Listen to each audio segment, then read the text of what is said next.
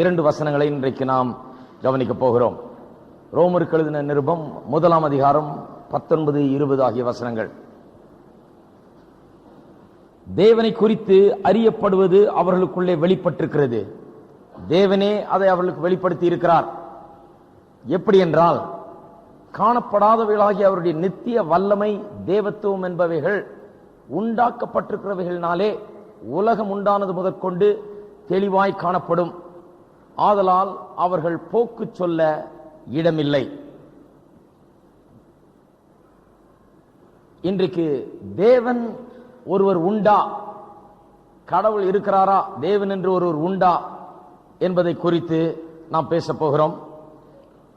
இந்த 2 வசனங்களை நாம் கவனிக்க போகிறோம். இந்த 2 வசனங்களும் தேவன் உண்டென்பதற்கு பலவிதமான ஆதாரங்களை தேவனே கொடுத்திருக்கிறார் என்று அறிவிக்கிறது.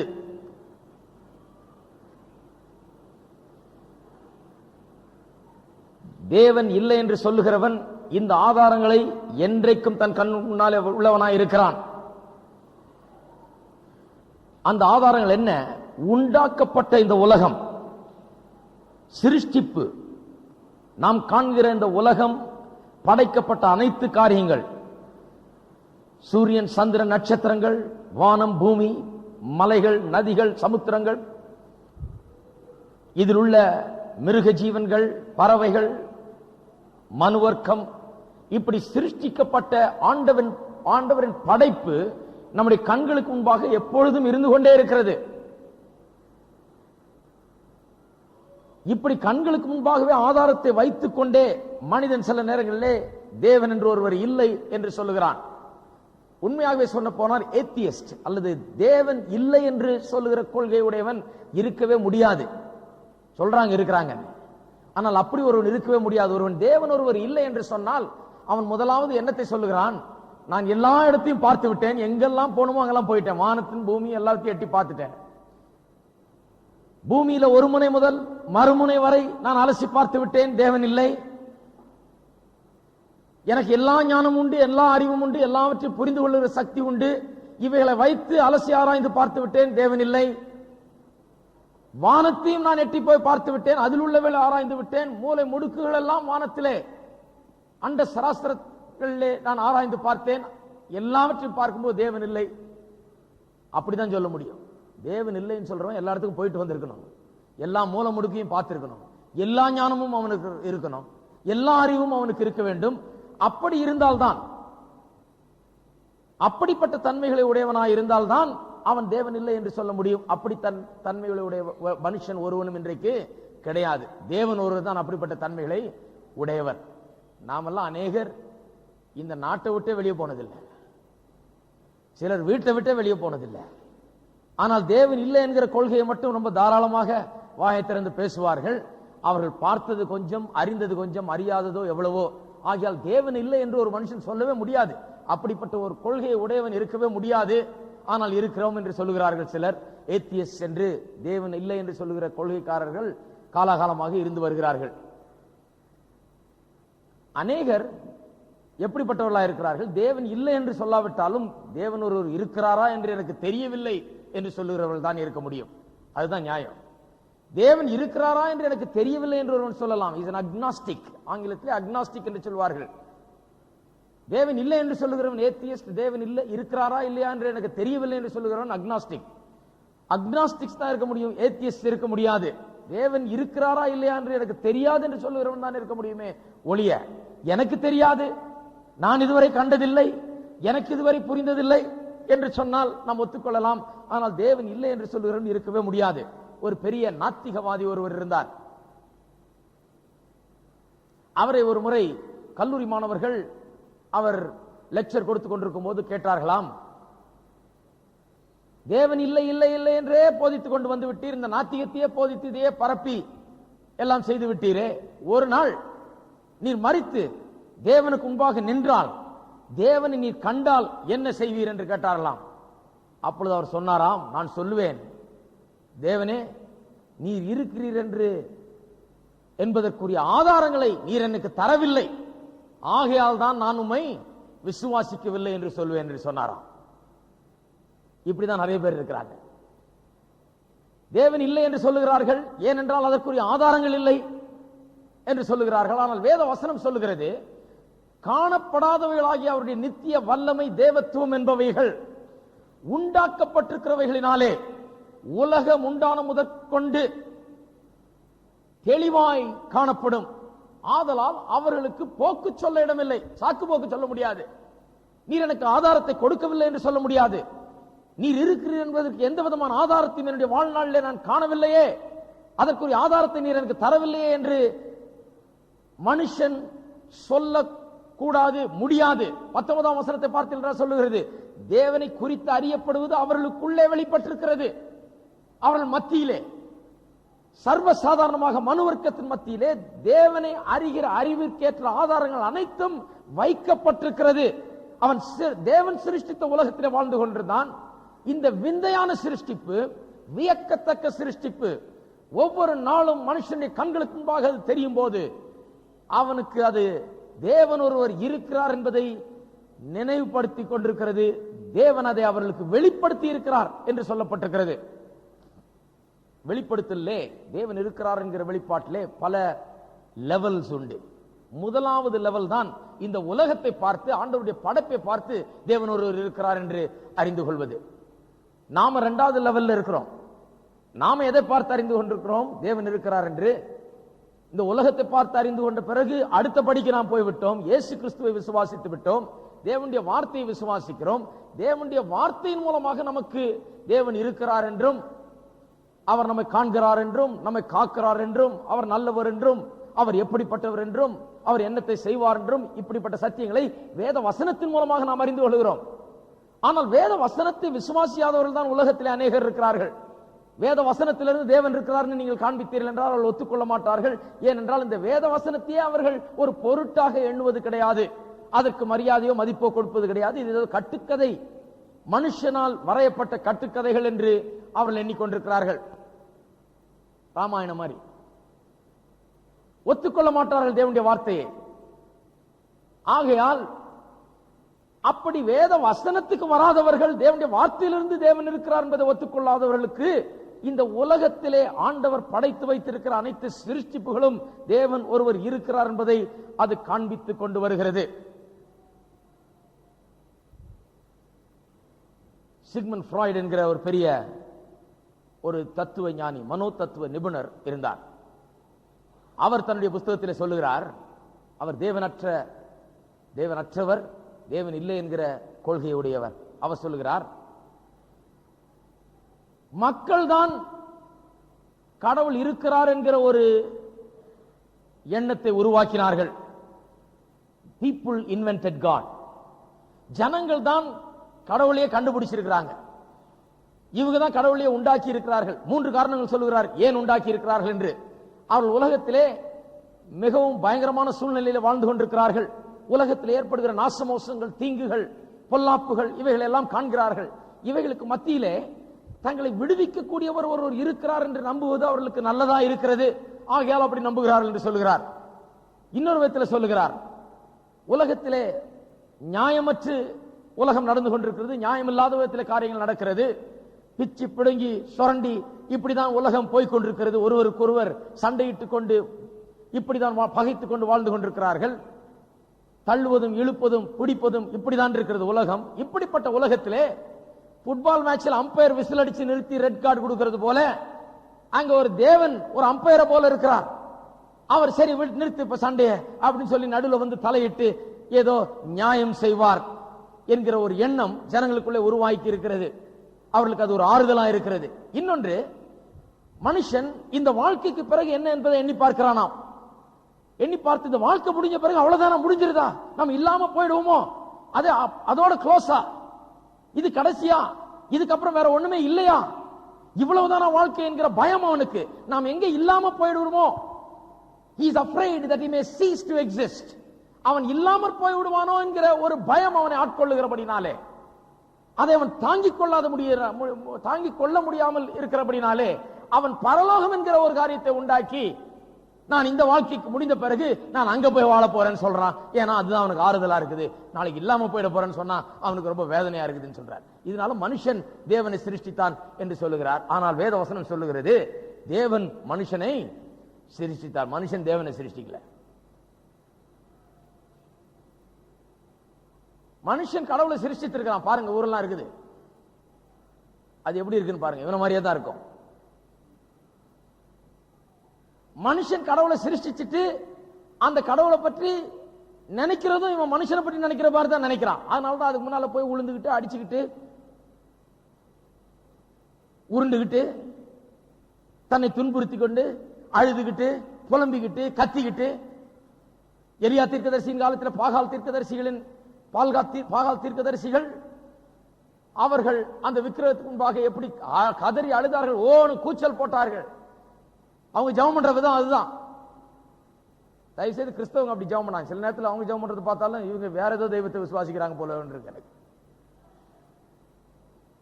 இந்த தவறான மற்ற மதங்களில் உள்ள எண்ணங்கள் கிறிஸ்தவ சபைக்குள்ள வந்துருச்சு. அதனாலதான் கிறிஸ்தவ சபையிலும் அழுது புலம்பி ஓ கத்திட்டு இருக்கிறாங்க.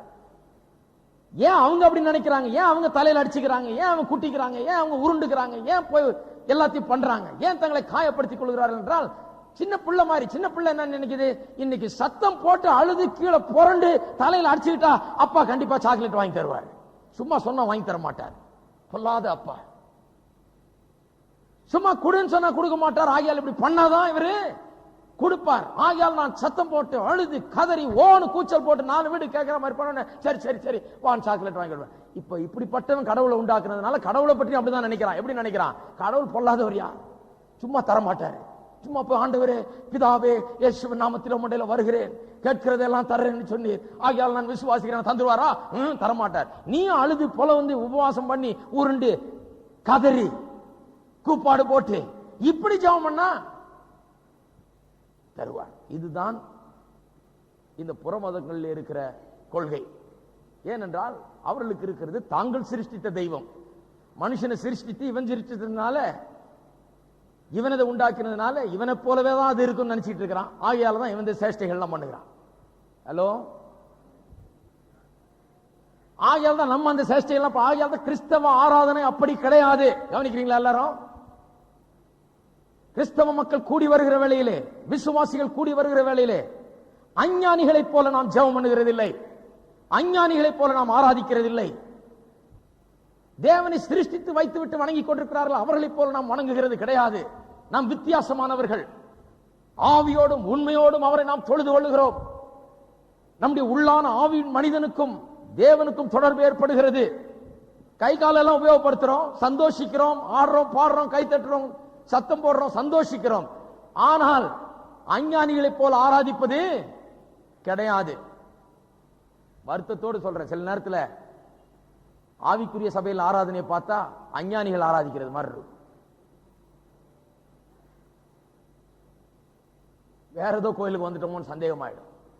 அந்த மாதிரி ஆராதனை. அப்படி ஆராதிப்பது கிடையாது. நாம் ஆவியோடும் உண்மையோடும் தேவனை தொழுது கொள்கிறோம். அப்படி ஆராதிக்க வேண்டிய அவசியம் கிடையாது. நாம் வருகிற வேளையிலே தேவனுடைய பிரசன்னத்தில் இருக்கிறோம். தேவன் நம்முடைய ஜெபத்தை கேட்கிறார். நம்முடைய துதி அவருக்கு முன்பாக ஏறெடுக்கப்படுகிறது. நாம் இங்க கூப்பாடு போட்டு கதறி இதெல்லாம் பண்ண வேண்டியதில்லை. நாம் நினைவிழக்க வேண்டியதில்லை, கீழே படுத்து உருள வேண்டியதில்லை, தலையில் அடிச்சுக்க வேண்டியதில்லை, முடிய பிச்சுக்க வேண்டியதில்லை, ஒன்னும் பண்ண வேண்டியதே. எல்லாரும் ஒரு ஆமென் சொல்லுங்க. எல்லாம் முழிக்கிறீங்க. நாம பண்ணாததுக்கெல்லாம் காரணம் இருக்குது, நம்ம பண்றதுக்கெல்லாமும் காரணம் இருக்குது. கொஞ்சம் கொஞ்சமா விளக்கிட்டே வருவேன். சில என்னங்க இப்படி நடத்துறாரு, கொஞ்சம் நின்னீங்கன்னா கவனிப்பீங்க, விளங்கும் பின்னால ஏன் இப்படி நடத்துறோம். அதுக்கு ஒரு காரணம் உண்டு. சும்மா இப்படி பிடிக்கிறதுனால அப்படி நடத்தல. வேதத்திலிருந்து சில காரியங்களை நான் அறிந்து வைத்திருக்கிறதுனால ஆராதனை ஒரு விதத்தில் நடத்துகிறோம், சும்மா நடத்தல.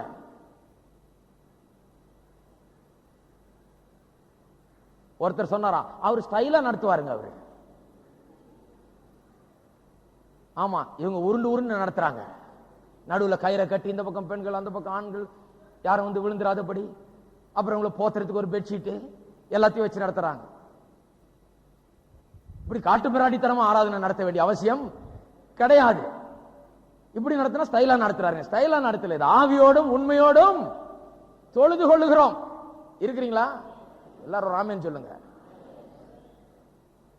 இது மாதிரிலாம் இருந்து எனக்கு பைத்தியம் பிடிக்கிற அளவில் ஆகி இதுக்கெல்லாம் பதில கண்டுபிடிச்சுதான் வெளியே வந்திருக்கிறேன் நான். ஆகையால் தான் இப்படி நடத்துகிறோம் ஆராதனையை. ஆவியோடும் உண்மையோடும் தொழுது கொள்கிறோம்.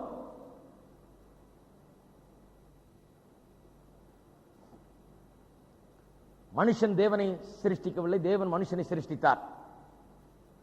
மனுஷன் தேவனை எப்படியாவது ஒளிச்சிடலாமான்னு பார்த்துட்டு இருக்கான். அதுதான் பார்க்கிறான். எப்படியாவது தேவன் இல்லை என்று ஒளித்து விடலாம் என்று பார்த்துக் கொண்டிருக்கிறான். ஆக வேத வசனத்தை ஏற்றுக்கொள்ளாத, அதை நம்பாதவர்கள், உலகத்தில் இருக்கிறவர்கள், எல்லா மதத்தில் இருக்கிறவர்கள், சாதாரண மனுஷன் முதற்கொண்டு பெரிய விஞ்ஞானி அறிவாளி வரை எல்லாருக்கும், சிறு குழந்தை முதற்கொண்டு பெரியவர் வரைக்கும் எல்லாருக்கும் அவர்கள் கண்களுக்கு முன்பாக ஒரு ஆதாரம் வைக்கப்பட்டிருக்கிறது. அது என்ன? உண்டாக்கப்பட்டிருக்கிறவைகள் அவர்களுக்கு தேவன் ஒரு இருக்கிறார் என்கிறதுக்கு ஆதாரமாயிருக்கிறது. நிறைய பேர் சொல்றாங்க தேவன் இருக்கிறார் நிரூபிச்சு காண்பியா, தேவன் இருக்கிறார் என்று நிரூபித்து காண்பி, விஞ்ஞான முறையில் நிரூபித்து காண்பின்னு சொல்லுகிறார்கள். விஞ்ஞானம்னா அது வேற, விஞ்ஞானம்னா அது வேற. விஞ்ஞானத்தில் எப்படி நிரூபிக்கிறாங்க? இந்த கெமிக்கலையும் இந்த கெமிக்கலையும் சேர்த்தா இது உண்டாகுது, இந்த கெமிக்கல் உண்டாகுதுன்னு சொல்றாங்க இல்லையா? அதை காமிக்கலாம். உங்களை எல்லாம் கூட்டி 2 டெஸ்ட் டியூப் வச்சுக்கிட்டு இங்க ஒரு கெமிக்கல் இங்க ஒரு கெமிக்கல் வச்சுட்டு 3வது டெஸ்ட் டியூப் 2த்தையும் ஊத்தி ஒரு அளவின்படி ஊத்தி இந்த 3வது இப்படி ஆயிடுச்சுன்னு சொல்லி எடுத்து காமிக்கலாம். நாளைக்கு நீங்க திருப்பி வேற ஆள் வந்தா அவங்களுக்கும் நான் திருப்பி பண்ணி காண்பிக்கலாம். ஆனால் இதை எப்படி நிரூபிச்சு காண்பிக்கிறது? இது வேற விஷயம். உலகத்தை மறுபடியும் சிருஷ்டிச்சு காண்பிக்க முடியுமா? வானங்களை மறுபடியும் விரிச்சு காண்பிக்க முடியுமா? சமுத்திரங்களை உண்டாக்கி காண்பிக்க முடியுமா? நட்சத்திரங்களை சூரியனின் மறுபடியும் படைத்து காண்பிக்க முடியுமா? இது என்ன விஞ்ஞானமா? இது வேற. விஞ்ஞானத்தின்படி நிரூபிப்பது என்று சொன்னாலே மறுபடியும் எக்ஸ்பெரிமெண்ட் மூலமாக, ஆராய்ச்சியின் மூலமாக காண்பிப்பதுதான் விஞ்ஞானம். இதை எப்படி ஆராய்ச்சியின் மூலமாக காண்பிப்பீர்கள்? தேவன் தான் படைச்சார் நிரூபினா எப்படி நிரூபிக்க முடியாது? திருப்பி நான் படைச்சா காமிக்க முடியும்? அவரை படைக்க சொல்லியா பார்க்க முடியும்? முடியாது. விஞ்ஞானம் வேற, இது வேற. அக்பர் ஹக் இங்க வந்து பேசியிருக்கிறார் இல்லையா? ஒரு நல்ல பிரசங்கியார். அவரை குறித்து ஒரு புஸ்தகம் எழுதியிருக்கார். ஒரு அமெரிக்கன் ஒருவர் புஸ்தகம் எழுதியிருக்கிறார் இவருடைய ஊழியத்தை பற்றி. ஊழியத்தின் ஆரம்ப நாட்களிலே பில்லி கிராமை ஒரு யூனிவர்சிட்டியிலே மாணவர்கள் மத்தியிலே பேசும்படியாய் கூப்பிட்டார்களாம். அவருடைய திட்டம் என்ன? இன்னொரு ப்ரொஃபசர் ஒருவர், பிலாசபி ப்ரொஃபசர் ஒருவர், அவர் பேசுவதற்கு முன்பதாக எழுந்து தேவன் இல்லை என்கிற கொள்கையை பற்றி பேசுவார். அதன் பிறகு இவர் தேவன் உண்டு என்று பேசுவார். அதன் பிறகு இருவரும் வாதாடுவார்கள். டிபேட். தேவன் இருக்கிறாரா இல்லையா என்பதை குறித்து வாதாடுவார்கள். இருக்கிறார் என்பதற்கு பில்லி கிராமும், இல்லை என்பதற்கு அந்த college professor, philosophy head of the டிபார்ட்மெண்ட்டும் வாதாடுவார்கள் என்று பெரிய ஒரு ப்ரோக்ராம் ஒன்று வைத்திருந்தார்கள். பில்லி கிராம் சொல்லிவிட்டார், நான் சாதாரண பிரசங்க, இதெல்லாம் நமக்கு ஒத்து வராது, அக்பர் ஹக் அமிச்சாதான் சரி. அக்பர் ஹக் ஒரு பிலாசபர். அவர் எல்லா உலகத்தில் உள்ள மதங்களை, தத்துவங்களை படித்தவர். அவர் படித்து விட்டு பிரசங்கியாரானவர். அவரை அனுப்பி நீங்க போய் பேசுங்க எனக்கு பதிலான்னு சொல்லி அனுப்பிச்சிட்டாங்க. அங்க போன அந்த ப்ரொஃபசர் பேசுறாராம். விஞ்ஞானத்தை பற்றி அவ்வளவோ உயர்வா பேசி இதெல்லாம் நிரூபிச்சிருக்கிறோம், இதெல்லாம் நிரூபிக்க முடியும். ஆனா தேவன் உண்டு என்று ஒரு நிரூபிக்க முடியுமா? அது நிரூபிக்கவே முடியாது. விஞ்ஞான ரீதியில நிரூபிக்க முடியுமான்னு சொல்லி அப்படி பேசுறாராம். எல்லாம் ஆண் பார்த்துட்டு இருக்காங்க. ஸ்டூடெண்ட்ஸ் எல்லாம் விஞ்ஞானம்னா ஆண் பார்ப்பாங்க இல்லையா? பார்த்துட்டு இருக்காங்க. அக்பர் ஹக் எழுந்து பேசினாராம். அவர் சொன்னார், ஐயா நீங்கள் இவ்வளவு நேரம் பேசினதெல்லாம் தேவன் உண்டா என்று விஞ்ஞான ரீதியில் நிரூபிக்க முடியுமா என்று பேசினீர்கள். இது எப்படி இருக்கிறது என்றால், ஜல்லடையை வைத்துக் கொண்டு சமுத்திரத்தில் எவ்வளவு தண்ணீர் இருக்கிறது என்று அளந்து பார்க்க முயற்சிக்கிறீர்கள். அது நடக்கவே நடக்காது. ஜல்லடை, அதிலே ஒரு சொட்டு தண்ணி நிக்காது. இதை வச்சுக்கிட்டு சமுத்திரத்தில் எவ்வளவு தண்ணி இருக்குதுன்னு அளந்தா எங்க போறது? எப்படி அளக்க முடியுது? அளக்கவே முடியாது. மெஷர் பண்ண முடியாது. விஞ்ஞானம் என்று சொன்னால் ஒரு காரியத்தை மெஷர் பண்ணி சொல்ல முடியும். இத்தனை பவுண்ட் இது இருக்குது, இத்தனை கிலோ இது இருக்குது, இத்தனை அவுன்ஸ் இது இருக்குது அப்படின்னு ஒரு அளவு இதெல்லாம் உண்டு விஞ்ஞானத்தில். இதுல ஒண்ணும் அளவு கிடையாது. பல காரியங்களில் மெஷர் பண்ண முடியாத காரியங்கள் இருக்குது. அளவு உட்படாத, அளவுபடி காட்டப்பட முடியாத, அளவு என்று சொல்லப்பட முடியாத காரியங்கள் அநேகம் உண்டு. நம்ம அன்புன்னு சொல்றோம். எனக்கு அன்பு இருக்குதுன்னு சொல்றேன். 2 கிலோ அன்பு இருக்குது, 3 கிலோ அன்பு இருக்கு நான் சொல்ல முடியும். இல்ல 2 கிலோ இருக்குதா, 3 கிலோ இருக்குதா, எவ்வளவு இருக்குதுன்னு அளந்தா பார்க்க முடியும்? முடியாது. அதை அளக்க முடியாது. அதெல்லாம் விஞ்ஞான ரீதியில் நிரூபிக்க முடியாத காரியங்கள். இது என்ன டெஸ்ட் புக்குள்ள கொண்டாந்து இத்தனை அவுன்ஸ், 1 அவுன்ஸா 2 அவுன்ஸா நான் பார்க்க முடியும்? இல்ல 1 கிலோவா 2 கிலோவான்னு பார்க்க? நெய்யாது இல்ல டால்டாவா? இது அன்பு. இரக்கம் இருக்கிறதுன்னு சொல்றேன். இரக்கம் இருக்குன்னா இருக்குது. இது எப்படி அளந்து பார்க்கிறது?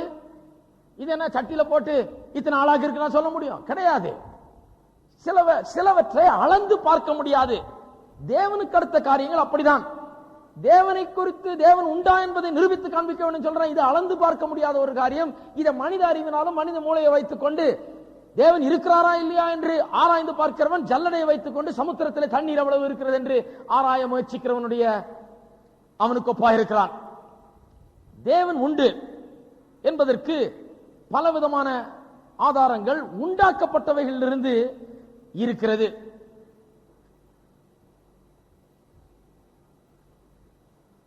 தேவன் உண்டு என்பதற்கு பலவிதமான ஆர்குமெண்ட்ஸ், தர்க்கங்கள் உண்டு. வேதத்தை குறித்து ஆழமாய் படிக்கிறவர்கள், கல்லூரியில் படிக்கிறவர்கள், தியாலஜி படிக்கிறவர்கள், அவருடைய 2வது சாப்டர்லேயே இது வரும். தேவன் உண்டா இல்லையா என்பதற்கான தர்க்கங்கள். அதிலே முக்கியமான தர்க்கம் என்ன? இதுதான் உலகத்தை குறித்த தர்க்கம். இந்த உண்டாக்கப்பட்ட உலகம். முதலாவது ஆர்குமெண்ட்டுக்கு பெயர் காஸ்மோலாஜிக்கல் ஆர்குமெண்ட் என்று சொல்வார்கள்.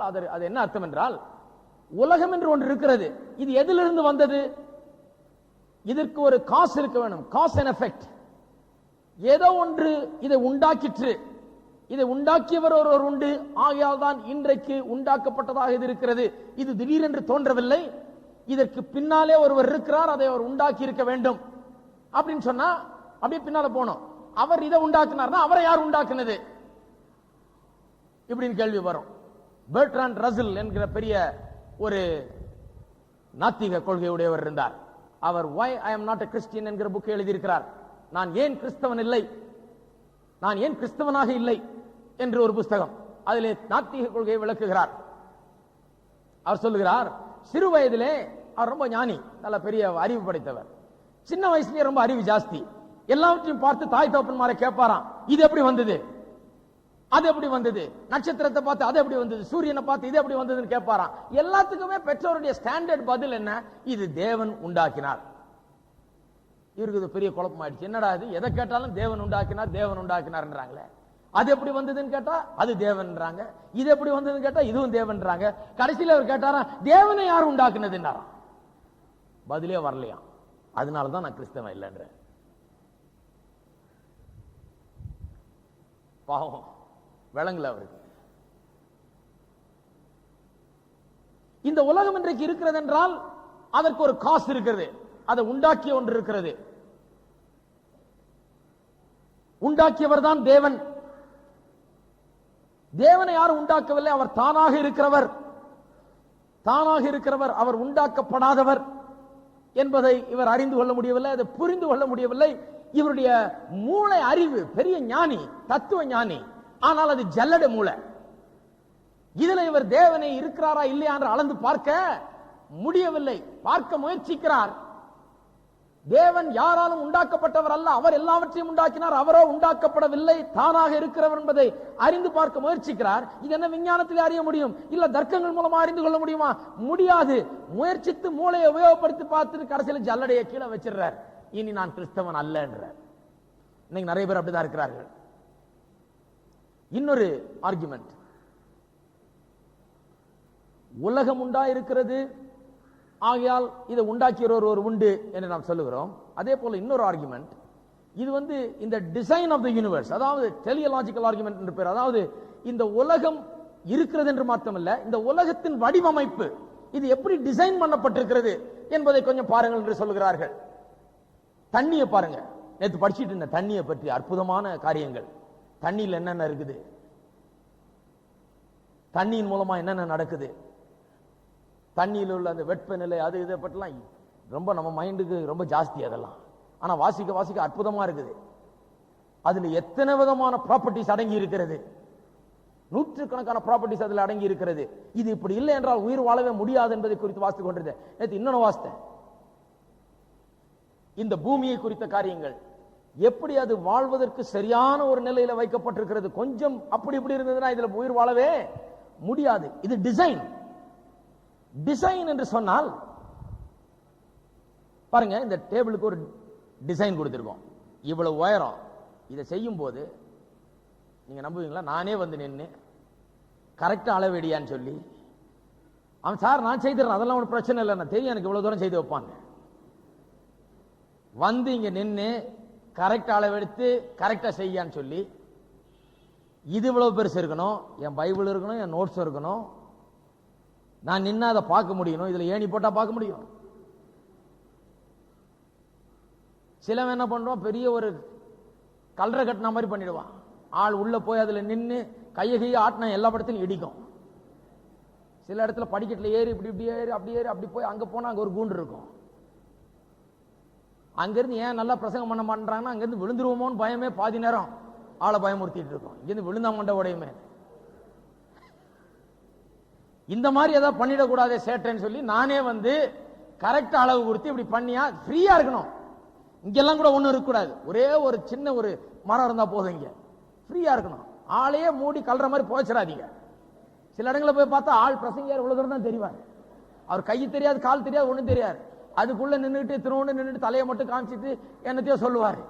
எப்படி பிரசங்கம் எடுபடுறது?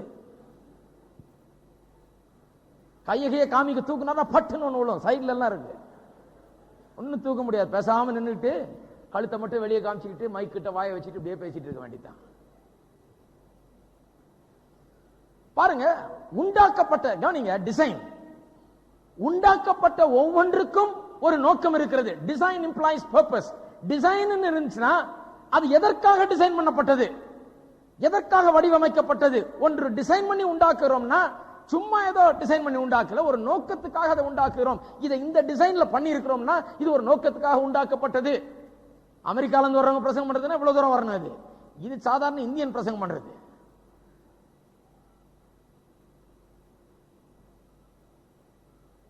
ஆகையால இது எப்படி உண்டாக்கப்பட்டிருக்கிறது? எல்லாத்துக்குமே ஒரு நோக்கம் இருக்கிறது. எல்லாமே டிசைன் பண்ணப்பட்டிருக்கு. அந்த மேஜை பாருங்க, அது வேற நோக்கம். இந்த மேஜைக்கு வேற நோக்கம். எல்லாத்துக்குமே ஒரு நோக்கம். இந்த சட்டைக்கு ஒரு நோக்கம், நான் போட்டிருக்க ஷூக்கு ஒரு நோக்கம், இங்க கட்டி இருக்கிற வாட்சுக்கு ஒரு நோக்கம், நீங்க உட்கார்ந்து இருக்கிற சேருக்கு ஒரு நோக்கம். ஒரு சிறிய பின்னை எடுத்துக்கொண்டால் கூட அதுக்கு ஒரு நோக்கம் இருக்கிறது. ஒரு நோக்கத்தோடு அது வடிவமைக்கப்பட்டிருக்கிறது. வடிவமைப்பே என்ன சொல்லுகிறது? ஏதோ ஒரு நோக்கத்துக்காக இது உண்டாக்கப்பட்டிருக்கிறது என்று. உலகத்தில் உள்ள எல்லா படைப்புகளையும் பார்த்தால், ஆண்டவருடைய சிருஷ்டிப்பை நாம் காணும் போது கண்ணை திறந்து பார்த்தா போதும், இந்த மலைகளையும் சமுத்திரங்களையும் நதிகளையும் இந்த தண்ணியையும் சந்திரனையும் சூரியனும் நட்சத்திரத்தையும் மிருக ஜீவன்களையும் பறவை இனங்களையும் சமுத்திரத்தில் உண்டாயிருக்கிற மீன்களையும் எல்லாவற்றையும் நாம் சுவாசிக்கிற காற்றை கூட ஆராய்ஞ்சு பார்த்தால், நாம் பார்க்கிற காரியங்கள் எல்லாவற்றையும் பார்த்தால் ஒன்று விளங்குகிறது, எல்லாம் ஒரு டிசைனோட உண்டாக்கப்பட்டிருக்கிறது. தண்ணியில கூட அத்தனை ப்ராப்பர்ட்டியை வச்சு அத்தனை விதமான குவாலிட்டிஸை வச்சு ஆண்டவர் படைத்திருக்கிறார். ஏனென்றால் அது ஒரு நோக்கத்துக்காக உண்டாக்கப்பட்டது. The whole world is full of wonderful design. அற்புதமாக வடிவமைக்கப்பட்ட உலகம் இது. ஆண்டவருடைய சிருஷ்டிப்பெல்லாம் அற்புதமாக வடிவமைக்கப்பட்டிருக்கிறது. வடிவமைத்ததினாலே அதற்கு ஒரு நோக்கம் இருக்கிறது என்பது விளங்குகிறது. ஒரு பின்னுக்கு கூட நோக்கம் இருக்குது. ஒரு பின்னுக்கு நோக்கம் இருக்குது, இந்த ஷூக்கு நோக்கம் இருக்குது, எல்லாத்துக்கும் நோக்கம் இருக்குது. அப்ப உங்களுக்கும் எனக்கும், நீங்களும் நானும் சிருஷ்டிக்கப்பட்டதுக்கு ஒரு நோக்கம் இருக்குதா இல்லையா? Hello, everything has a meaning. எல்லாத்துக்கும் அர்த்தத்தோடு உண்டாக்கப்பட்டிருக்கிறது. அர்த்தத்தோடு உண்டாக்கப்பட்டிருக்கிறது. இது சும்மா உண்டாக்கல, பாக்கிறதுக்கு அழகா நிறைய பட்டன் வச்சு செய்து கொடுங்க கிடையாது. ஒவ்வொரு பட்டனுக்கு வேலை இருக்குது. இல்ல, இந்த பட்டனுக்கு கூட வேலை இருக்குது. இது சும்மா அழகுக்கு இல்ல பட்டன். இது ஒரு நோக்கம், போட்டு மூடுறதுக்கு பட்டன்.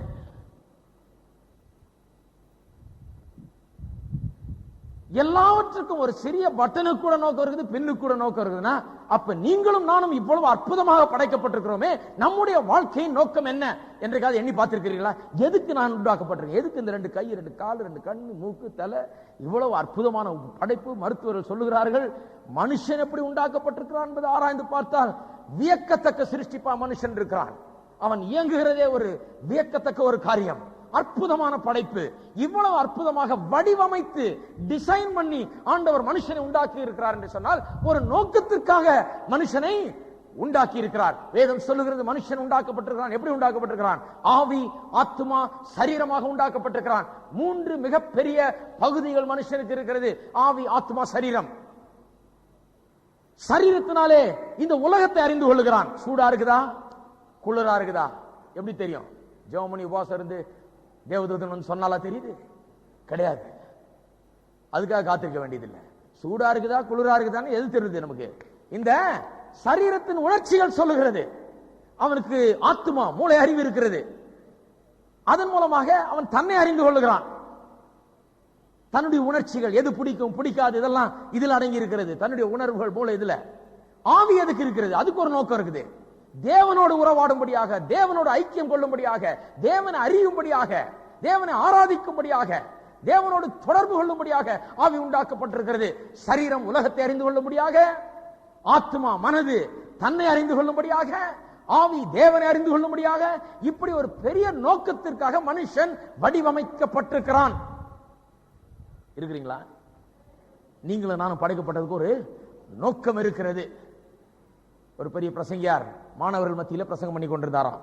கல்லூரி மாணவர்கள் மத்தியில பிரசங்கம் பண்ணி கொண்டு முடித்த பிறகு எல்லாரும் கேள்வி கேட்கலான்ற கேள்வி கேட்கிற நேரம். அப்பொழுது அங்கே ஒரு கல்லூரி மாணவன் பின்னாலே எழுந்து நின்னானாம். ஒரு சீன கல்லூரி மாணவன். அவன் எழுந்து நின்று கையை வைத்து, எனக்கு ஒரு கேள்வி இருக்கு, நான் என்னையா சொல்லுனாராம். வாழ்க்கைக்கு அர்த்தமே கிடையாது. No meaning in anything. எதிலையுமே அர்த்தம் கிடையாது. there is no.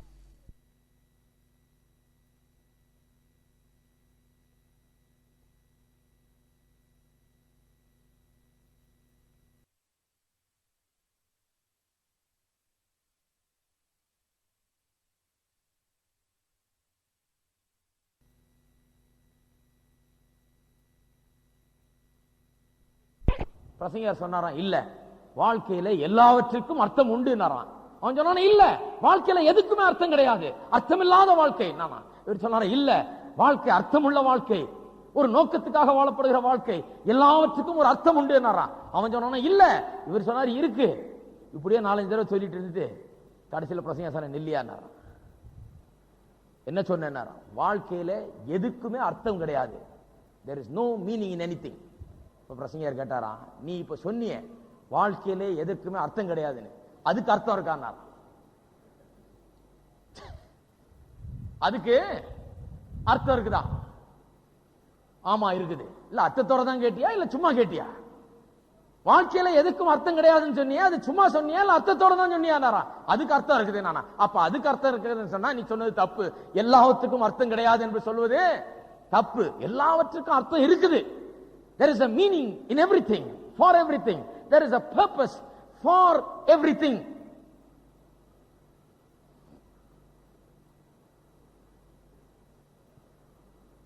இதை சொல்லும் போது அனைவரும் சொல்லுறாங்க, என்னையா உலகம் அவ்வளவு அற்புதமா வடிவமைக்கப்பட்டிருக்குதுன்னு சொல்றீங்க,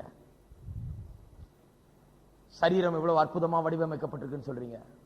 இந்த அற்புதமான வடிவமைப்பு ஏன் ஒரு நோக்கத்திற்காக அது செய்யப்பட்டிருக்கிறது என்று சொல்லுகிறீர்கள். ஆனா ஆர்டரை மட்டும் சொல்றீங்க, எவ்வளவு ஒழுங்கா அருமையா அமைக்கப்பட்டிருக்கிறது, உருவாக்கப்பட்டிருக்குன்னு சொல்றீங்க. எவ்வளவு டிசார்டர் இருக்குது, எவ்வளவு ஒழுங்கின்மை இருக்குது, எவ்வளவு வியாதி நோய் மனுஷனுடைய சரீரத்தில் இருக்கு. இதெல்லாம் ஒழுங்கா? இது அற்புதமான படைப்பு. எவ்வளவு மனுஷன் வேதனைப்படுறான், எவ்வளவு கஷ்டத்துக்குள்ளாகிறான். உலகத்தை பாருங்க, எவ்வளவு நாசமோசங்கள், எவ்வளவு பூமி அதிர்ச்சிகள், எவ்வளவு இதெல்லாம் உண்டாகுது. இதுதான் அற்புதமான படைப்பு என்று சிலர் சொல்லுகிறார்கள். அதான் பொதுவா சொல்ல போன ஒரு வார்த்தையில, உலகத்திலே இவ்வளவு ஈவில், தீமை இருக்கிறதே. There is a lot of evil in the world. Don't say there is order. Don't say there is beauty. Don't say there is all wonderful creation. எல்லாம் அற்புதமா இருக்குது, எல்லாம் அழகா இருக்குது, எல்லாம் அருமையானது என்று சொல்லாதீர்கள். எவ்வளவு ஒழுங்கின்மையும் எவ்வளவு தீமையும் இந்த உலகத்தில் இருக்கிறது என்பதை பாருங்கள். ஆகையால் தான் நான் கடவுள் நம்புறதில்லை. கடவுள்னு ஒருத்தர் இருந்தா இவ்வளவு தீமை உலகத்தில் இருக்குமா? இதையும் ஒரு பிரசங்கம் பண்ணிட்டு இருக்கும் போது ஒருவன் கேட்டானா, இவ்வளவு தீமைகள் உலகத்தில் இருக்குது, எப்படி கடவுள் இருக்குன்னு சொல்றீங்க? கடவுள் இருந்தா இவ்வளவு தீமைகள் இருக்குமான்னாரா? அவர் சொன்னாரா, நீ தீமை ஒன்று இருக்கிறது சொல்றதே நன்மையின் இன்னொன்று இருக்கிறது என்பதற்கு ஆதாரமா இருக்குது. நன்மை இருக்கிறதுனால தான் தீமைன்னு சொல்ற, இருளா இருக்குதுன்னு சொல்றேன்னு வைங்க. எப்படி சொல்வேன்? வெளிச்சம் ஒன்று இருந்தாதான் இருள் ஒன்று இருக்கிறது. இவர் சொன்னாரா, தீமை என்று ஒன்று இருக்கிறதே, தேவன் என்று ஒருவர் இருக்கிறார், நன்மை நிறைந்த தேவன் அவர், நன்மை செய்கிற தேவன் அவர், நல்லவர் அவர், நல்லவர் ஒருவர் இருக்கிறபடினாலதான் தீமை என்று ஒன்று இருக்கிறது என்று அது ஆதாரமாவே இருக்குதுன்னு சொன்னார். அதுதான் உண்மை. ஆக இந்த உலகம் டிசைன் பண்ணப்பட்டிருக்கிறது, அழகாக வடிவமைக்கப்பட்டிருக்கிறது. இந்த டிசைனுக்கு பின்னாலே பாருங்க, நான் போயிட்டே இருக்கிறேன், திடீர்னு ஒரு வாட்சி கீழே கிடக்குது. இதை எடுத்து பார்த்துட்டு, அருமையான வாட்சி இது, இதை எடுத்து பார்த்துட்டு, ஆடாடா என்ன அழகா ஓடுது, இது பிரமாதமா இருக்குது. இது எப்படியோ இந்த முள்ளும், இந்த 3 முள்களும், இந்த கண்ணாடியும், இந்த பேஸும், இந்த செயினும் எல்லாம் வந்து தானா, அதுக்குள்ள இருக்கிற எந்திரமும் எல்லாம் வந்து தானா ஒன்னோட ஒண்ணு எப்படியோ பை சான்ஸ் ஒட்டிக்கிட்டு இப்படி அழகா ஆயிடுச்சு. இன்னைக்கு டைம் சொல்லுது, நான் சொல்ல போறேன். நாங்க இதை பார்த்த உடனே என்ன பார்க்கிறேன், பேரை பார்க்கிறேன். இதுல பேர் எழுதியிருக்கு. என்ன பேரு, எந்த கம்பெனி இதை செய்திருக்குது. இந்த வாட்ச் அழகானதா இருக்கிறது, அழகா இயங்குகிறது என்பதை பார்க்கும்போது, இதை விட அறிவாளி ஒரு ஆளு இதை செய்திருக்க வேண்டும் என்பது எனக்கு விளங்குகிறது. இந்த வாட்ச் அக்கு வேற ஆணி வேற கழட்டி உங்க பாக்கெட்ல போட்டு இன்னைக்கெல்லாம் கால ஆட்டிட்டு இருந்தாலும் இது ஒன்னா ஒட்டிக்குமா? டைம் சொல்லுமா? முடியாது. ஆனா பாருங்க, அதான் சொல்றாங்க, தேவன் இல்லை என்று சொல்லுகிறவர்கள் அப்படிதான் சொல்றாங்க. உலகம் தானா உண்டாயிக்குச்சு. புழுல இருந்து வந்தது, பூச்சியில இருந்து வந்தது, அதுல இருந்து வந்தது, இதுல இருந்து வந்தது, ஆயிரக்கணக்கான வருஷம் அப்படி இப்படின்னு வந்து கடைசியில குரங்கு மனுஷன் ஆயிட்டான். இப்படிதான் வந்ததுன்னா இதுதான். இந்த வாட்சை கழட்டி அக்கு வேற ஆணி வேற கழட்டி பாக்கெட்ல போட்டு ஆட்டு இன்னொரு 1000 வருஷம் ஆட்டினாலும் இது ஒன்னா கூடவே கூடாது, வாட்சா ஆகாது. இருக்கிறீங்களா? எப்படி அப்படி சொல்ல முடியும்? அது ஆக முடியாது. இதை பார்த்த உடனே எனக்கு ஒண்ணு விளங்குகிறது, இதேதான் அப்படி ஆட்டி வந்தது இல்ல. இதை எடுத்து அழகா ஒரு இடத்துல வச்சு வேலை செய்து பெரிய அறிவாளிகள் இதை வச்சு ஒன்னு சேர்த்து கரெக்டா போட்டு இது இன்னைக்கு இயங்குகிறது என்பது எனக்கு விளங்குகிறது. உலகத்தின் சிருஷ்டிப்பை பார்க்கும் போது, உலகம் படைக்கப்பட்டிருக்கிற விதத்தை பார்க்கும் போது, இவர்கள் சொல்றதெல்லாம் எனக்கு புரிய மாட்டேங்குது. ஏதோ தானா உண்டாயிட்டு என்று எனக்கு ஒன்றை அது தெரிவிக்கிறது. தேவன் ஒருவர் இருக்கிறார். இந்த படைப்புகளை விட எல்லாம் அழகானவர், அற்புதமானவர். இந்த படைப்புகள் அற்புதமா இருக்குதுன்னா இதை விட அற்புதமானவர், இதை விட மேலானவர், இதை விட அற்புதர் ஒருவர் இருக்கிறார். அவர்தான் இதை உண்டாக்கி இருக்கிறார் என்பது எனக்கு விளங்குகிறது. பியானோ பாருங்க, இங்க ஒரு பியானோ வச்சிருந்த முந்தி, பெரிய மரத்தினால செய்யப்பட்ட பியானோ. அதுல இந்த யானை தந்தத்தினால செய்யப்பட்ட கீஸ் இருக்குது இல்லையா? அந்த கீஸ் எல்லாம் மரத்திலையும் மேல யானை தந்த வெள்ளை கருப்பு இதெல்லாம் வச்சு, வெள்ளை கட்டை கருப்பு கட்டை எல்லாம் போட்டிருப்பாங்க. உள்ள ஸ்ட்ரிங்ஸ் இருக்குது. இது எப்படி உண்டாச்சுன்னு யாராவது கேட்டா, அது பாருங்க, ஒரு மரம் ஒண்ணு இருந்ததுங்க, அது மேல எவனோ ஒருத்த உட்கார்ந்து வீணை வாசிட்டு இருந்தான். வாசிட்டு இருக்கும்போது திடீர்னு ஒரு யானை மதம் பிடிச்சு போய் ஓடி வந்து டமால்னு அதுல மோதிச்சு. இந்த மரம், இந்த யானை தந்த இந்த இந்த கம்பிங்க எல்லாம் சேர்ந்து இப்படி பியானாவா மாறிடுச்சு இன்னைக்கு அப்படின்னு சொல்ல முடியுமா? முட்டாள்தனமா இல்லையா? ஆனா அப்படிதான் சொல்றாங்க. உலகத்தை பார்க்கும் போது, உலகம் இருக்குது என்று சொல்லும் போதே, இது இருக்குதுன்னா இதுக்கு பின்னால் இன்னொருத்தர் இருக்கிறார், அவர் தான் இதை உண்டாக்கி இருக்க வேண்டும் என்று இருக்குது. உலகத்தின் டிசைனை பார்க்கும் போது இன்னும் ஒண்ணு விளங்குகிறது. இவ்வளவு அழகா டிசைன் பண்ணி இருக்கிறார் என்றால் இதை விட பெரிய அற்புதர், எல்லா ஞானமும் அறிவும் படைத்தவர், இவ்வளவு அற்புதமா ஒன்றை உண்டாக்கக்கூடிய ஒரு பெரிய தேவன் ஒருவர் இருக்கிறார் என்பது திட்டவட்டமாக விளங்குகிற ஒரு காரியமாயிருக்கிறது. இனிமே எல்லாம் வெளியே போகும்போது பாருங்க, கொஞ்சம் நான் பிரயாணம் பண்ணும்போது பார்க்கிறது, மலையெல்லாம் என்ன அழகா இருக்குது, அற்புதமான காரியங்கள், வானத்து நட்சத்திரங்களை பார்க்கிறேன்.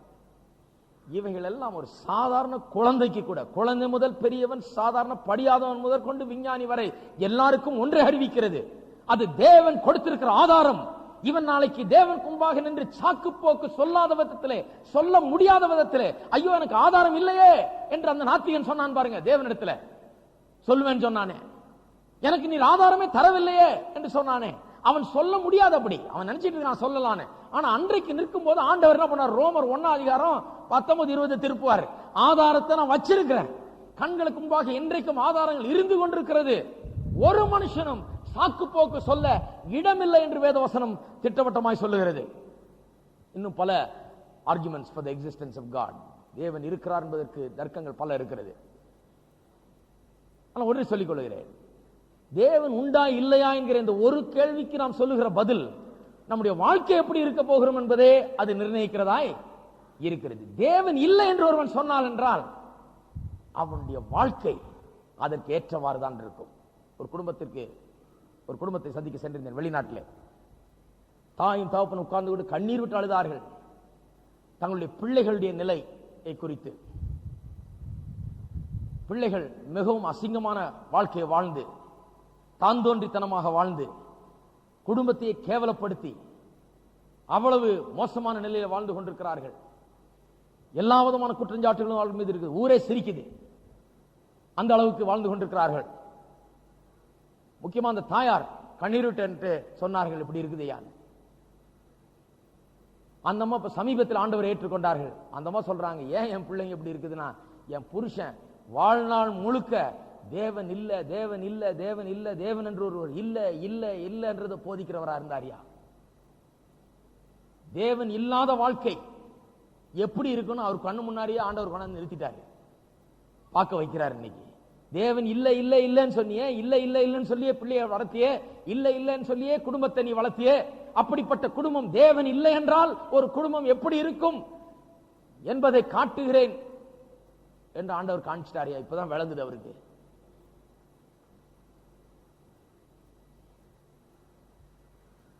தேவன் இல்லாதவனை பாருங்க, பயங்கரமான ஆளா இருப்பான். ஸ்டாலினை பற்றி ஒரு கதை சொல்றாங்க. ஸ்டாலினுடைய மகளை பிபிசி டெலிவிஷன்ல இன்டர்வியூ பண்ணாங்களாம். ஜோசப் ஸ்டாலின், ரஷ்யாவை ஆண்டவர். சாகர நேரத்தில் அந்த ஆள் படுத்து கிடந்த ஆளு சாகர நேரத்தில் கொஞ்சம் எந்திரிச்சு வானத்தை நோக்கி இப்படி ஆண்டவரை நோக்கி கைய பிஸ்ட் ஆட்டிட்டு படுத்து சேர்த்தான். அவ்வளவு கடின உள்ளமான ஆள். அந்த ஆள் பேர் ஸ்டாலினே கிடையாது. அந்த ஆளுடைய இரும்பு உள்ளத்தை பார்த்துட்டு ஜனங்க ஸ்டாலின் அழைக்க ஆரம்பிச்சிட்டாங்க. அதனாலதான் அவர் ஸ்டாலின் ஆனார். கைய வானத்தை பார்த்து தேவனையே சவால் விடுற மாதிரி ஆட்டிட்டு படுத்து செத்தானா. அவ்வளவு இரும்பு உள்ள மனிதன். ஒரு முறை தன்னுடைய சகாக்களை அவன் கூட்டி வைத்துக் கொண்டு ஜனங்களை எப்படி ஆள வேண்டும் என்று பேசிக் கொண்டிருந்தானா. தேவன் இல்லை என்று சொல்லுகிற கொள்கையுடையவர் இவன். ஜனங்களை ஆளுகிறான், எப்படி ஆள வேண்டும் என்று சொல்லுகிறானா. ஒரு கோழியை எடுத்து உயிரோட கழுத்தை அப்படி பிடிச்சிட்டானா கையில. எல்லாம் வேடிக்கை பார்க்கறாங்க, அவனுடைய ஆர்மி ஜெனரல் எல்லாம். இப்படி பிடிச்சி தொங்குற கோழியை ஒரு இறகா பிடுங்கினானா. அப்படி துடிக்குது அந்த கோழி. ஒவ்வொரு இறகா பிடிங்க மொட்டை அடிச்சு வழுக்கே ஆயிடுச்சு கோழி. அப்படியே இறகே இல்லாம தொப்புன்னு கீழே போட்டானா. எல்லாம் பார்த்தாங்க இந்த கோழி ஓடி போயிடும், இந்த கொடியவனுடைய கையில மாட்டி கொண்டோமே ஓடிடுவோம்னு சொல்லி ஓடுன்னு பார்த்தா அந்த கோழி அப்படியே அவனுடைய காலை பிடிச்சுக்கிட்டு நிக்குதான்.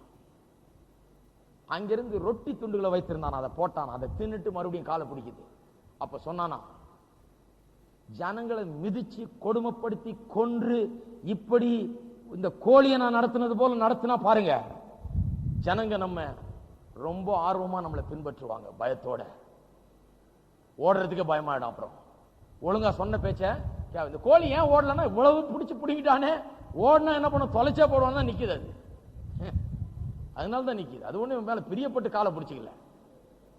இவ்வளவு கழுத்தை பிடிச்சி இவ்வளவு இறகரகா பிச்சானே, நம்ம ஓடனா மிதிச்சே போடுவான்னு சொல்லிதான் அந்த கோழி நிக்குது. அவன் சொல்றான், ஜனங்களை இப்படிதான் ஆள வேண்டும். இவன் தான் லட்சக்கணக்கான மக்களை கொன்றான், குடும்பமாய் கொன்றான். ஏன்னா அவனுடைய கொள்கை அப்படி. தேவன் இல்லை, தெய்வ பயம் கிடையாது, தேவன் இல்லை என்று வாழ்கிறவன்.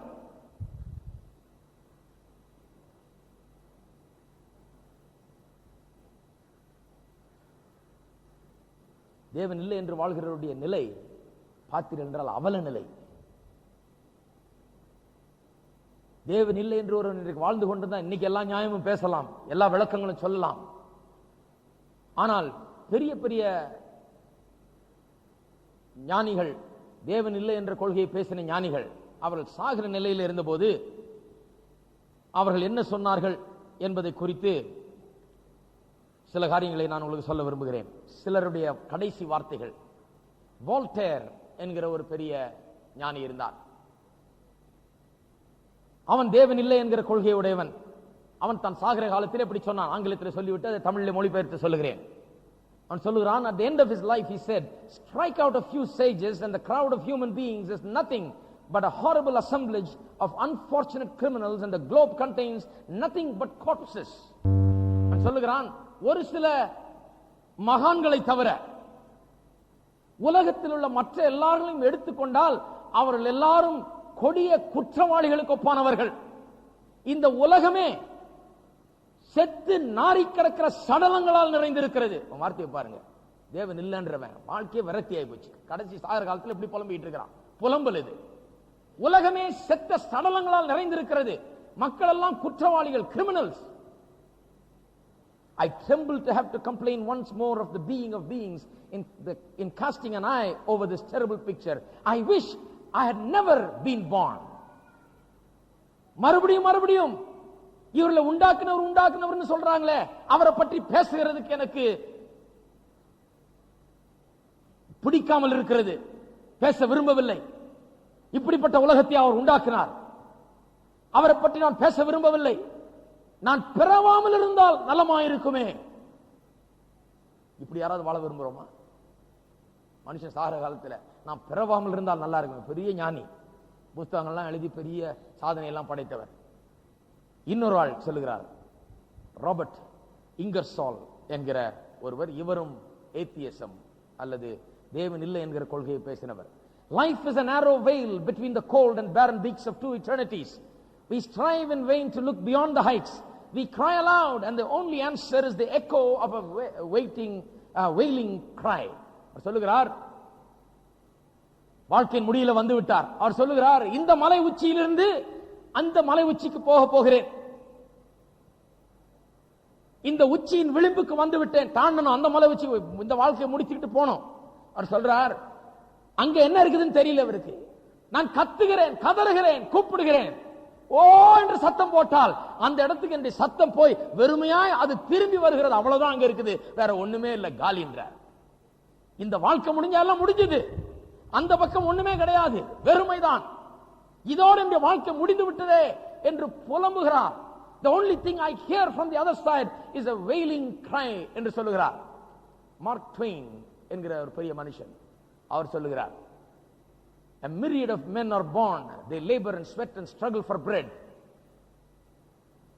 கோடிக்கணக்கில் லட்சக்கணக்கில் மக்கள் பிறக்கிறார்கள், அவர்கள் உழைக்கிறார்கள், வேர்வை சிந்த ஆகாரத்துக்காக உழைத்து பாடுபடுகிறார்கள். They squabble and scold and fight. அவர்கள் சண்டையிடுகிறார்கள், அவர்கள் தர்க்கிக்கிறார்கள், பிச்சு பிடுங்கிட்டு இருக்காங்க. They scramble for little mean advantages over each other. ஒருவர் மிதித்து பிடுங்கி சுரண்டி வாழ்கிறார்கள். Age creeps upon them, infirmities follow.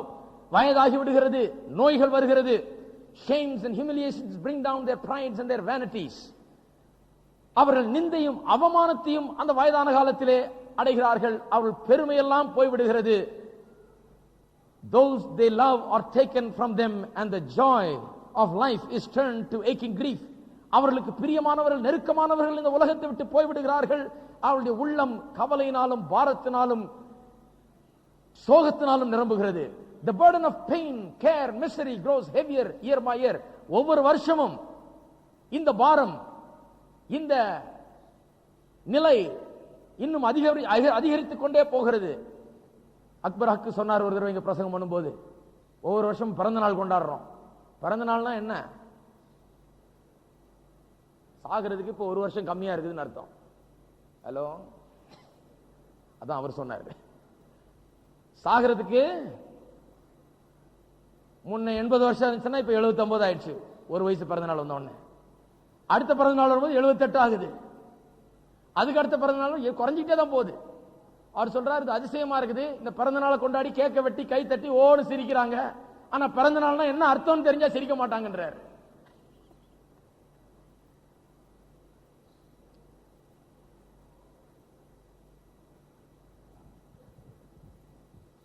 At length ambition is dead, pride is dead, vanity is dead. அவருடைய ஆசை மரித்தது, அவருடைய பெருமை செத்தது, மாயை செத்தது. longing for release is in their place. எப்படியாவது இந்த உலகத்தை விட்டு போய்விட வேண்டும் என்கிற ஆசை வந்து விட்டது. It comes at last, the only unpoisoned gift earth had ever had for them, and they vanished from a world where they were of no consequence. கடைசியாக இந்த வெகுமதி அவர்களுக்கு கிடைக்கிறது, சாவு என்கிற வெகுமதி. இந்த உலகத்தை விட்டு மறைந்து போகிறார்கள். இந்த உலகத்தை அவர்கள் ஒன்றும் சாதிக்கவில்லை. where they were a mistake and a failure and a foolishness. அவர்கள் தவறுதலாய் பிறந்து விட்டார்கள், அவர்கள் தோல்வி அடைந்தார்கள், அவர்கள் முட்டாள்தனமாய் வாழ்ந்து விட்டார்கள் என்று சொல்கிறார். where they have left no sign that they have existed, a world which will lament them a day and forget them forever. அவர்கள் இங்கே இருந்ததற்கு எந்த ஆதாரமும் நாளைக்கு இருக்க போகிறதில்லை. ஒரு ஆதாரம் இருக்க போல இவங்க வாழ்ந்தான்னு. இவர்களுக்காக ஒரு நாள் அழுவார்கள், காலாகாலமாக இவர்கள் மறந்து போவார்கள். Then another myriad takes place and copies all they did and goes along the same profitless road and vanishes as they vanished, to make room for another and a million other myriads to follow the same path through the same desert and accomplish that the first myriad and all the other myriads came after it had accomplished nothing. என்ன சொல்லுகிறார்? இவன் போன பிறகு, இந்த தலைமுறை போன பிறகு அடுத்த தலைமுறை வருது. புல்லு போய் புல்லு வர்ற மாதிரி, இன்னைக்கு இந்த புல்லு போச்சு, நாளைக்கு புல்லு முளைக்குது, அந்த புல்லு போய் இன்னொன்னு வருது. இப்படி முளைத்து கொண்டே இருக்கிறார்கள். மனிதர்கள் பிறந்து கொண்டே இருக்கிறார்கள். வெறுமையில வாழ்கிறார்கள், தோல்வியில வாழ்கிறார்கள். அவர்கள் வாழ்க்கைக்கு நோக்கமே கிடையாது, அர்த்தமே கிடையாது. கடைசியில சாகிறார்கள். ஒரு நாள் இவர்களுக்காக அழுந்து விட்டு பிறகு காலாகாலமாக இவர்களை மக்கள் மறந்து விடுவார்கள். இவர்கள் இருந்ததற்கு அடையாளமே தெரியாமல் போய்விடுகிறார்கள். இப்படிதான் தலைமுறை தலைமுறையாக வாழ்ந்து ஒன்றையும் சாதிக்காமல், they live for nothing, they accomplished nothing, ஒன்றையும் சாதிக்கவில்லை. அவர்கள் எதற்காகவும் வாழவில்லை, அவர்கள் சாகிறார்கள் என்று சொல்லுகிறார்.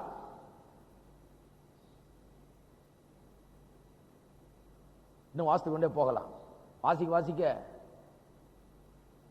ரத்தத்தை உறிஞ்சா மாதிரி இருக்கும். இப்படி நான் இருக்கவே விரும்பல. எத்தனை பேர் சொல்றீங்க இப்படி நான் இருக்க விரும்பல? என் வாழ்நாளில் இப்படி நான் புலம்ப விரும்பவில்லை. தேவன் இல்லை என்கிற மனுஷன் வாழ்நாளின் கடைசி நாட்களில் இப்படிதான் புலம்புவான். ஏனென்றால் அவனுடைய வார்த்தை அர்த்தமில்லாமல் வாழ்ந்து விட்டான். நான் சொன்னேன் இல்லையா, பின்னுக்கு கூட நோக்கம் இருக்குது, ஒரு ஷூக்கு கூட நோக்கம் இருக்குது. எல்லாமே ஒரு நோக்கத்தோடு உண்டாக்கப்பட்டிருக்கிறது. தேவன் மனுஷனை ஏன் உண்டாக்கினார்? தன்னோடு ஐக்கியம் கொள்ளும்படியாக, தன்னோடு வாழும்படியாக, தன்னை போல இருக்கும்படியாக, தன்னை போல உலகத்தை ஆண்டு கொள்ளும்படியாக, தன்னை போல ஜீவிக்கும்படியாக, சிறந்து விளங்கும்படியாக மனுஷனை சிருஷ்டித்தார். ஆனால் மனுஷனோ அர்த்தமில்லாத வாழ்க்கையை வாழ்ந்து கொண்டிருக்கிறான். அவனுடைய வாழ்க்கை வெறுமையாய் இருக்கிறது, ஒழுங்கின்மையாய் இருக்கிறது. அவன் சாகிற நேரத்திலே புலம்புகிறான். நிருபம் 1ஆம் அதிகாரத்துக்கு திருப்பி, தேவன் உங்களுடைய வாழ்க்கையை ஒரு நோக்கத்துக்காக உண்டாக்கினார். எத்தனை பேர் அதை உணர்கிறீர்கள்? அதிகாரம் 18ஆம் அந்த நோக்கம் என்ன? உலகம் எல்லாம் உண்டாக்கப்பட்டதுக்கு ஒரு நோக்கம் உண்டு. அது என்ன? மனுஷனுக்காக உண்டாக்கப்பட்டது. நான் சொல்லுவேன், எப்போ எல்லாவற்றையும் உண்டாக்கி விட்டு கடைசியா மனுஷனை உண்டாக்கினார். ஏன்? மனுஷன் வரும்போது எல்லாம் அவனுக்காக இருக்கணும், அவன் சாப்பிடணும், அவன் தங்கணும், அவன் இருக்கணும். அதுக்காக தான் உலகம் உண்டாக்கப்பட்டது. உலகமே நமக்கு சொந்தம், நமக்காக படைக்கப்பட்டவைதான் எல்லாம். சந்திரன், சூரியன், நட்சத்திரம் இதெல்லாம் நமக்காக, நமக்கு வெளிச்சத்தை கொடுக்கும்படியாக உண்டாக்கப்பட்டவைகள். இந்த படைக்கப்பட்ட எல்லாவற்றுக்கும் ஒரு நோக்கம் உண்டு. பொதுவா சொல்ல போனா அந்த நோக்கம் மனுஷனுடைய தேவைகளை சந்திக்கும்படியாக எல்லாத்துக்கும் ஒரு நோக்கம் உண்டு. ஆனா மனுஷன் கடைசியா சிருஷ்டிக்கப்பட்டான். இவரும் ஒரு நோக்கத்துக்காக தான் சிருஷ்டிக்கப்பட்டிருக்க வேண்டும். உலகத்தை எல்லாத்தையும் சிருஷ்டித்தார். ஏன்? மனுஷனுக்காக. ஆகையால் தான் உலகத்தை முதல்ல சிருஷ்டித்து பிறகு மனுஷனை சிருஷ்டித்தார். அப்ப மனுஷனை சிருஷ்டித்த போது இவனை சிருஷ்டித்ததுக்கும் ஒரு நோக்கம் இருந்துக்க வேண்டும். அந்த நோக்கம் என்ன? அவன் தேவனோடு உறவு கொள்ள வேண்டும், ஐக்கியம் கொள்ள வேண்டும், தேவனை போல இருக்க வேண்டும், தேவனை போல வாழ வேண்டும், தேவனை போல இந்த உலகத்தை ஆண்டு கொள்ள வேண்டும். அதற்காக தான் மனுஷனை சிருஷ்டித்தார். எத்தனை பேர் அப்படி வாழ்றோம்? அநேக வருஷங்களாக அப்படி வாழாத வாழ்க்கை, சிறந்து விளங்காத வாழ்க்கை, இயேசுவை ஏற்றுக்கொண்டு வாழ்க்கை மாற்றப்பட்டவர்களாய், பிரச்சனையை ஜெயிக்கிறவர்களாய், எதிர்நீச்சல் போடுகிறவர்களாய், வாழ்க்கையின் இந்த அநீதி நிறைந்த உலகத்திலே, பாவங்கள் நிறைந்த உலகத்திலே, கொடுமைகள் நிறைந்த உலகத்திலே இயேசுவின் நாமத்திலே வெறும் மதமே ஒழிய அது ஜீவன். முதல் பல வாரங்களாக சுவிசேஷம் ஜீவனை பெற்றிருந்தால் சும்மா போய் ஒரு கும்பிடு போட்டு 2 தடவை உட்கார்ந்து எந்திரிச்சு 2 பாட்டு பாட்டு வரமாட்டோம். ஏசு அதை தரல நமக்கு. ஏசு ஏதோ வந்து ஒரு சபையை கொடுத்துட்டு இங்க நீ போய் மெம்பர் ஆயிக்கோ, இது ஒரு கிளப் மாதிரி இல்ல, சேர்ந்துக்கோ, போ, உன் பேர் அதுல இருக்கட்டும், ஏதோ கல்லறை தருவாங்க, உனக்கு ஏதோ பேர் வைப்பாங்க, அடக்கம் பண்ணுவாங்க, எல்லாம் பண்ணுவாங்க, கல்யாணம் பண்ணுவாங்க, அப்படி சொல்லு. அதுக்காக உண்டாக்கினர் கிடையாது. இந்த கல்லின் மேல் சபையை கட்டுவேன், பாதாளத்தின் வாசல்கள் அதை மேற்கொள்ளாது என்று சொன்னார். சபை பாதாளத்தை அடிச்சு நொறுக்கிற சபையா இருக்கும். சபை பிசாசை மேற்கொள்கிற சபை. சபையின் ஜனங்கள் பிசாசை ஜெயிக்கிறவர்கள். ரோமருக்கு எழுதின நிருபம் 1ஆம் அதிகாரம் முதல் 7 வசனங்களை மறுபடியும் நான் வாசிக்கிறேன். ஆனாலும் திடன் கொள்ளுங்கள், நான் இந்த உலகத்தை ஜெயித்தேன் என்று சொல்லுகிறார். இந்த உலகத்திலிருந்து போதித்து வருகிறோம். சில வாசலிலேயே பவுல் அப்போஸ்தலன் பிதா, குமாரன், பரிசுத்தாவி ஜெயித்து மேலே வருகிறவர்கள், அமிழ்ந்து போகாதவர்கள், வாளாக மாட்டார்கள், அவர்கள் தலையாயிருப்பார்கள், கீழாக மாட்டார்கள், அவர்கள் மேலாக இருப்பார்கள். அப்படிப்பட்டவர்களாக இருக்க வேண்டும். அவ்வளவு ஆற்றலையும் திறமையும் வாழ்கிற வாழ்க்கையை பாருங்க. நொடிங்கி போய் நோஞ்சானாட்டாய் அந்த வேதனைக்குள்ளாக பாவம் பார்த்தா அப்படி இருக்குது மனுஷன். பாவம். சில விசுவாசிங்க கூட பாவமா தான் இருக்கிறாங்க. பாவம். சத்தியம். 32 வசனங்கள் அடங்கிய முதல் அதிகாரம் சுவிசேஷத்தை குறித்த அதிகாரம் என்று நான் சொன்னேன். ரோமருக்கு எழுதின சுவிசேஷமே சுவிசேஷத்தை குறித்ததுதான். உலகத்தில் ஒரு படைப்பே முக்கியமாக முதல் அதிகாரம் கிடையாது. கிறிஸ்துவின் சுவிசேஷத்தை பற்றியதாக இருக்கிறது. உலகத்தை அறிந்து என்னை அறிந்து கொள்ள ஆத்துமா சுவிசேஷத்தை குறித்து நான் வெட்கப்படேன் என்று சொல்லுகிறார். கொடுக்கப்பட்டிருக்கிறது.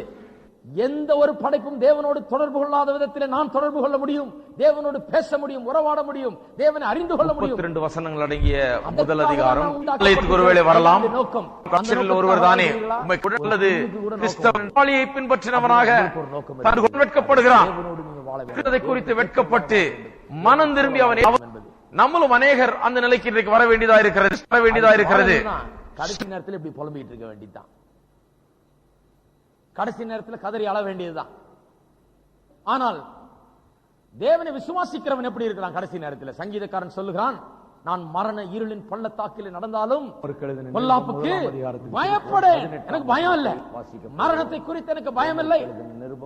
உண்மையான விசுவாசிக்கு மரணத்தை குறித்து பயம் கிடையாது. மரண இருளின் பள்ளத்தாக்கில் நடந்தாலும் பொல்லாப்புக்கு நான் பயப்படேன். 32 வசனங்கள் அடங்கிய முதல் அதிகாரம் இருக்கிறீர். நியர் டெத் எக்ஸ்பீரியன்ஸ், அதாவது கிட்டத்தட்ட சாகர நிலைமையில் உள்ளவர்களுடைய அனுபவங்களை ஆராய்ச்சி செய்து பல 4 முதல் 12 கடனாளிகளா இருக்கிறோம் என்றவுடன் கடைசி நேரத்திலே என்ன வம்பா போச்சு. அவர்கள் உணர்வது எப்படியாம் ஒரு இருள் நிறைந்த ஒரு டனலுக்குள்ள போற மாதிரி இருக்குதான். இந்த வாழ்க்கை விட்டு கடந்து போறாங்க, அந்த பக்கம் போறதுக்கு ரெடி ஆயிட்டாங்க. அந்த டனல் போதித்து வருகிறோம். சில வாசலிலேயே வரும்போதுதான் பவுல் அப்போஸ்தலன் பிதா, குமாரன், பரிசுத்தாவி ஒரு டனல் என்று தேவனை திருத்துவ தெய்வமாக இங்கே நமக்கு முன்பாக சமர்ப்பிக்கிறார். அப்போஸ்தலனாகிய பவுலுடைய எல்லா நிருபங்களிலேயும் ஒரு நிருபம் தவறாமல் எல்லா நிருபங்களிலேயும் டனலை பார்த்து சொல்லுகிறான், நான் உன்னை ஒருபோதும் விட்டு விலகுவதும் இல்லை, உன்னை கைவிடுவதும் இல்லை என்று தேவன் சொல்லி இருக்கிறார். இந்த டனல் வரைக்கும் அவர் வரல. இந்த டனலுக்குள்ளேயே அவர் வந்து இதற்குள்ளேயே என்னோடு வந்து என்னை அந்த புறம் வரைக்கும் கொண்டு போய் சேர்த்து அங்கேயும் என்னை கரம் பிடித்து நடத்துவார். ஹலோ, ஒருபோதும் உன்னை கைவிட்டு விடுவதில்லைன்னு சொன்னா நான் ஒரு பாஸ்டர், நான் சொல்லலாம் ஒருபோதும் உங்களை விட்டுற மாட்டேன், வாங்க ஒழுங்கா வாங்க, நான் பாக்குறேன் உங்களை அப்படின்னு சொல்றேன். சாகர நேரம் வரைக்கும் இருக்கலாம். சாகர நேரத்தில் சிலரோட இருந்திருக்கிறேன் நான். சாகர நேரம் வரைக்கும் இருக்கலாம். ஜெபம் பண்ணலாம், அவர்கள் கையை பிடிக்கலாம், அவர்களுக்கு ஆறுதல் சொல்லலாம், வசனத்தை வாசிக்கலாம். அந்த உயிர் போற நேரத்தில் என்ன அவர்கள் விட்டுறாங்க, நான் அவங்களை விட்டுறேன். நான் அவர்களுடைய மெய்ப்பன் அல்ல. அதோட முடிஞ்சு போச்சு. ரோமருக்கு எழுதின நிருபம் முதலாம் அதிகாரம் முதல் 7 வசனங்கள் போதித்து வருகிறோம். சில வாசலிலேயே அவர் தொடர்ந்து பவுல் அப்போஸ்தலன் பிதா, குமாரன், பரிசுத்தாவி வாழ்நாள்ல மட்டும் இல்ல, அவர் நித்திய நித்தியமாய் ஜீவிக்கிறவர். அவர் இந்த வாழ்க்கையின் முடிவை விளிம்புக்கு வரும்போது அங்க இருக்கிறார். வாழ்நாள் முழுக்க நடத்துகிறார், கடைசி வரை நடத்துகிறார், அதன் பிறகும் நடத்துகிறார். மரண இருளின் பள்ளத்தாக்கினூடே நடந்து அந்த புறம் செல்லுகிறவரை நடத்துகிறார். அங்கேயும் நித்திய நித்தியமாய் கரம் பிடித்து நடத்துவார். ஹலோ, எத்தனை பேருக்கு அந்த நம்பிக்கை இருக்குது? 32 வசனங்கள் அடங்கிய முதல் அதிகாரம் சுவிசேஷத்தை என்கிற பெரிய தேவதாசன் அவர் முதலாம் அதிகாரத்துக்கு திருப்போம். 18ஆம் வசனத்தை வாசிக்க போகிறோம். My faith has never been stronger, my hope has never been brighter, my head has never been cleaner, my heart has never been calmer, my life has never been purer, I love all, I hate none. இதுவரை இருந்ததை விட விசுவாசத்தில் இன்னும் உறுதியாயிருக்கிறேன். நம்பிக்கை இன்னும் ஒளிமயமாக இருக்கிறது. என்னுடைய மனம் தெளிவாயிருக்கிறது. என்னுடைய உள்ளம் அமைதியாயிருக்கிறது. என்னுடைய வாழ்க்கை முன்பை விட அதிக சுத்தமாயிருக்கிறது. நான் எல்லாரையும் நேசிக்கிறேன், யாரையும் வெறுக்கிறதில்லை. என்ன என்பதை குறித்து My love for some lifts my soul into the realm of the sublime. சிலரை நான் நேசிக்கிற விதம் மனுஷீக அன்பினால் அல்ல, தெய்வீக அன்பினாலேயே நான் நேசிக்கிறேன். என்னால முடியாத எனக்கு அப்பாற்பட்ட ஒரு அன்பை கொண்டு அநேகரை நான் நேசிக்கிறேன். I am willing to die today. I am willing to live 1,000 years to tell the old story of Jesus and his love. நான் இன்றைக்கே மரிக்கவும் ஆயத்தமாயிருக்கிறேன்.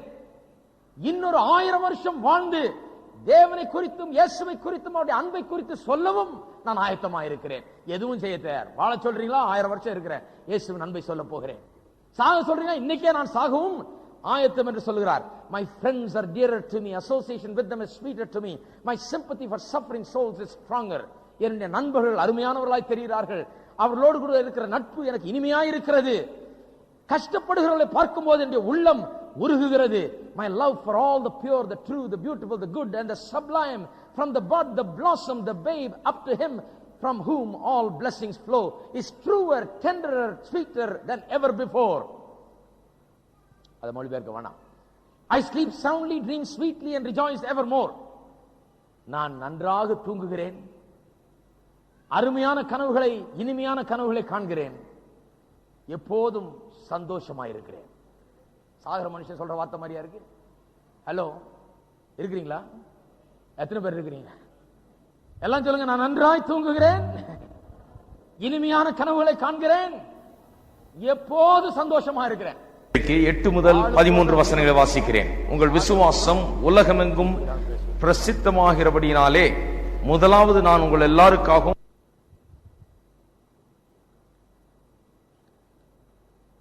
எல்லாரும் எழுந்து நிற்போம்.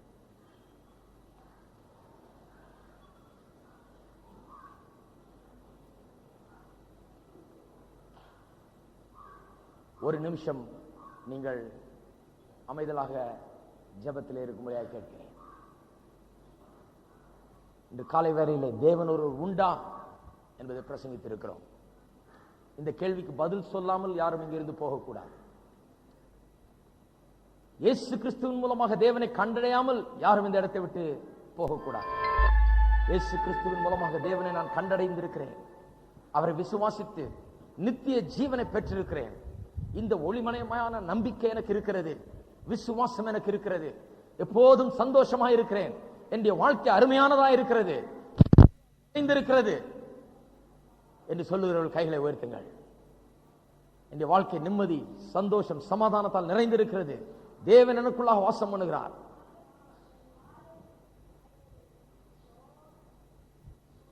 நான் இன்னும் தேவனை அறியவில்லை, புரிந்து கொள்ளவில்லை. தேவன் இருக்கிறாரா என்பதே எனக்குள்ள கேள்விக்குறியாக இருந்தது. ஆனால் இப்பொழுது நான் அறிந்து கொள்கிறேன். எனக்கு சாக்கு போக்கு சொல்ல இடமில்லை. இந்த உலக சிருஷ்டிக்கப்பட்ட விதத்தை பார்த்தாலே தேவன் உண்டு என்று நான் அறிகிறேன். அது மட்டுமல்லாமல் இன்றைக்கு கர்த்தருடைய வார்த்தையும் கேட்டிருக்கிறேன். இயேசு கிறிஸ்துவை குறித்தும் கேள்விப்பட்டேன். தேவனுடைய அன்பை குறித்தும் நான் அறிந்து கொண்டேன். நான் ஒரு நோக்கத்துக்காக உண்டாக்கப்பட்டிருக்கிறேன் என்பதை புரிந்து கொண்டேன். இன்று முதல் நான் என்னுடைய வாழ்க்கையை தேவனிடத்தில் ஒப்படைக்க விரும்புகிறேன். இந்த மெய்யான தெய்வத்தை, ஜீவன் உள்ளவரை, அவரை நான் பின்பற்ற விரும்புகிறேன். அவருக்காக நான் ஜீவிக்க விரும்புகிறேன். இந்த நோக்கத்துக்காக நான் வாழ விரும்புகிறேன். இவர் ஜீவனுள்ளவராய் இருந்தால் இன்றைக்கு எனக்குள்ளாக அவர் வந்து வாசம் பண்ணுவார், என்னை மாற்றுவார், என்னுடைய வாழ்க்கையிலே ஜெயத்தையும் வெற்றியும் தருவார். அவரை போல நான் இருப்பேன். அவரை போல இருக்கவே நான் உண்டாக்கப்பட்டிருக்கிறேன். அவரை போல நான் மாற வேண்டும். என்னுடைய அவல நிலை மாற வேண்டும். சந்தோஷம் சமாதானத்தால் நிறைய வேண்டும். பாவங்கள் மன்னிக்கப்பட வேண்டும்.